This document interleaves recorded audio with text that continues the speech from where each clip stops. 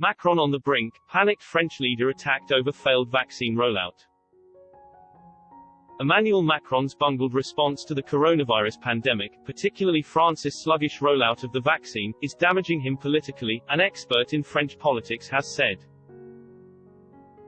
Dr. Joseph Downing, an LSE Fellow in Nationalism at the LSE's European Institute, believes Mr. Macron will inevitably carry the can for his country's perceived failures given his status as the country's president, regardless of whether he is specifically to blame.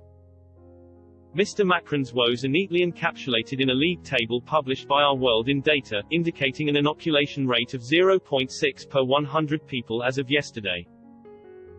For comparison, England's rate was 5.6, almost 10 times higher as of January 14, while in Israel the figure was 25.34, as of yesterday.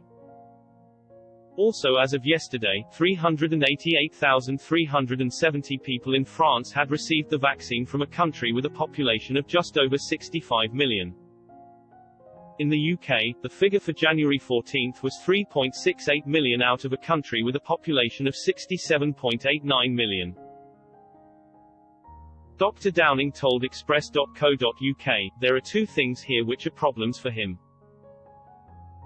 One is the United European vaccine rollout, which I think has not gone down well, especially because Germany and Hungary have jumped the gun anyway.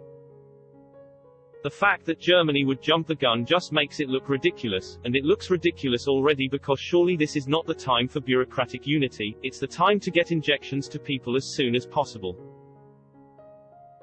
The second thing is that one of the biggest myths French people tell themselves that feeds into this myth of national pride, and when I say myth I don't mean it doesn't exist, I am just saying the narrative that they tell themselves, is that they have got the best health care system in the world.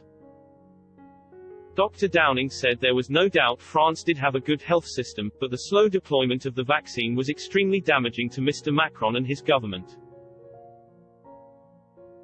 He said, "It is really making him look horrible, especially when, at the same time, they are bringing in earlier and earlier curfews. In the southern city of Marseille, for instance, a 6 p.m. curfew was in force, even though no bars or restaurants were open anyway.